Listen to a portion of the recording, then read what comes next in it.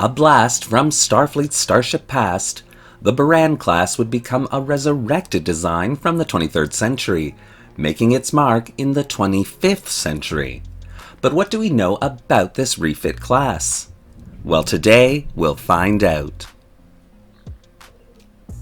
Hello and welcome to another episode of Truth or Myth Beta Canon, a Star Trek web series that dives into the history of any given topic, using beta canon sources and my own imagination to fill in the gaps. In today's episode, we're taking a look at the Buran Class as first seen in Star Trek Online, to better understand its place in Star Trek history. Please note, though Star Trek Picard Season 2 has made 4 Star Trek Online starship classes canon, this is not one of them. But thanks to the awesome model provided by ThatGuyAndres and a bit of refining of the skin of the starship to better resemble those classes in Star Trek Picard Season 2, I couldn't resist making this video. So be sure to check out ThatGuyAndres' links in the description below and send them some lovin'. Also, though this is a Star Trek Online design with an interesting history, some elements of that history had to be changed in order to fit with the newly established canon created by Star Trek Picard. I did try to preserve as much of the details as I could, but know that any deviations from that history is because canon always trumps beta canon. Finally, and as always, because this is a beta canon video, all information relayed should pretty much be taken with a grain of stardust, and only considered a little bit of Star Trek fun. And so, with all that out of the way, let's begin. Yard 39.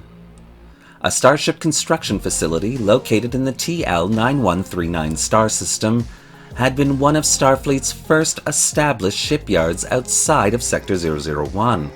With 6 decades of developing and building various starship classes under its belt, no one would be prepared for what eventually happened. After the devastating First Federation Klingon War had left Starfleet's Starfleet in shambles, shipyards like Yard 39 had begun to crank out starships at an ever-increasing pace, and Yard 39 would be a major contributor in this effort. The TL-9139 star system had always been considered a stable one. Containing a single blue, Class 1 supergiant sun, the star system was also rich in both dilithium crystals and tritanium, making it a perfect location for a Starfleet shipyard. As a result, Yard 39 tended to be quite a busy star system, with a fluctuating population that could at times reach into the hundreds of thousands. In 2259, Yard 39 had been chosen as the shipyard for a special project Starfleet decided to undertake, a quick refit program of hundreds of older Starfleet starships to bring them in line with the duotronic era of technology. Citizens throughout the Federation questioned the logic of Starfleet pulling so many starships from the fleet at once to engage in this refit program. But the truth was, all starships pulled for the refit were no longer required within the fleet, as by 2259, Starfleet's Starfleet was now back up to full strength, with starship classes far exceeding the strength and capability of these older classes, with all these starships scheduled for decommission had they not been placed in this refit program. Project New Life, as the refit program was known, was showing signs of great accomplishments. Only 6 weeks into the project, the refit and upgrade of all these starships was well underway. In fact, they were already 3 weeks ahead of schedule, but that's when everything would change.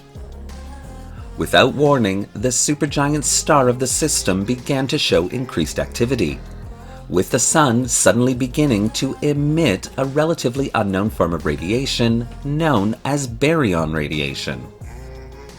Baryon radiation is one of the most deadly forms of radiation known to Federation science, and with analysis of the star showing signs that it was on a build-up to an extreme explosion of this radiation, the decision was made to temporarily evacuate the star system to protect its biological population.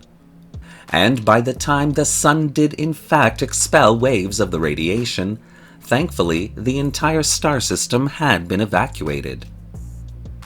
Because many of the older Project New Life starships had no functional engine systems at the time, they were forced to all be left behind, with the construction teams ready to return after the danger had passed. Unfortunately, though scientific analysis had predicted the star's unusual activity would die down after its eruption, this did not become the case, with the initial eruption setting off a chain of smaller eruptions that would leave the star system flooded with baryon radiation for almost 150 years. Due to the deadly effect of even small doses of baryon radiation on biological life, Starfleet was forced to completely abandon all plans to return to the shipyard, instead setting up a monitoring station with patrol vessels to ensure the security of the star system. By the late 24th century, most people throughout the Federation had forgotten about Yard 39, though Starfleet did maintain its monitoring base as well as the patrols of the system, when suddenly, as quickly as the whole situation had began, it was over. After over a century of baryon eruptions, the star's activity suddenly stabilized, with baryon concentrations steadily dissipating, leaving Starfleet Command with a decision to make.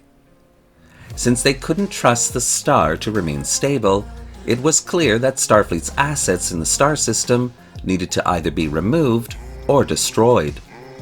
The synth attack of 2385 had left Starfleet vulnerable, and although the mass-produced Inquiry class was successfully augmenting the fleet, the Admiralty decided to pull these 23rd century starships out of Yard 39, disperse them to other shipyards within the Federation, and continue with Project New Life, this time updating these starships to late 24th century technological breakthroughs.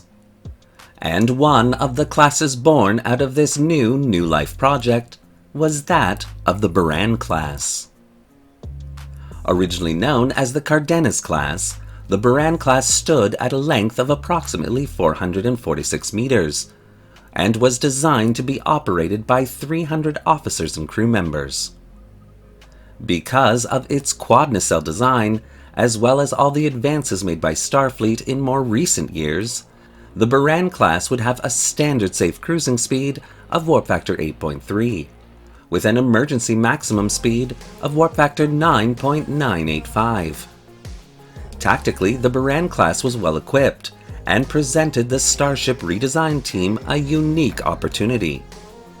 Because the original Cardenas class vessels had received various updates of their own over the 3+ decades that they had been in service, most of these vessels contained both phase cannon ports and phaser emitter banks, and this unusual quirk in the design sparked the imagination of the redesign team into utilizing those phase cannon ports for a new smaller phaser cannon system based on the Deviant class's own phaser cannon design. As a result, the Buran class would contain both standard phaser and phaser cannon emitters, making it a tactically powerful starship. 2 forward and 2 aft torpedo launchers would round out this class's offensive capabilities, with these launchers being able to fire photon, quantum, and transphasic torpedoes. Shielding for the class would be multiphasic regenerative shielding, which was standard for Starfleet vessels of the time.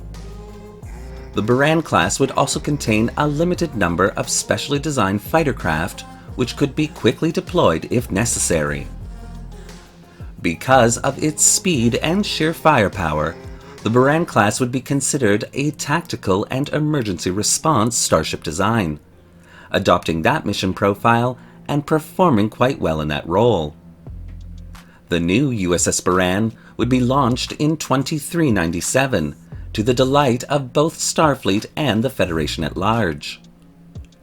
Project New Life had become an inspiring tale, and to see these older starships suddenly being granted a new life after spending so much time idly preserved in an odd sort of time capsule brought great joy to everyone in the Federation.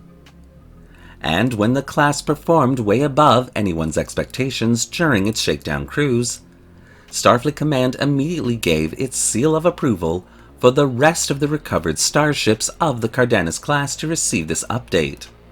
Even after these starships were in fact upgraded and launched, Starfleet would begin to construct brand new from the bottom-up versions of the Buran Class, with slight tweaks made to the design to enhance their performance even further.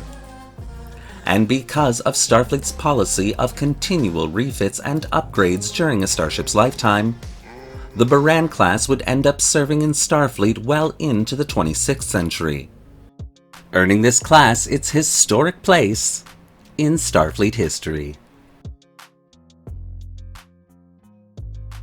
Thank you for watching today's episode of Truth or Myth Beta Canon. What do you think of the Buran Class and the historical narrative that I've created here?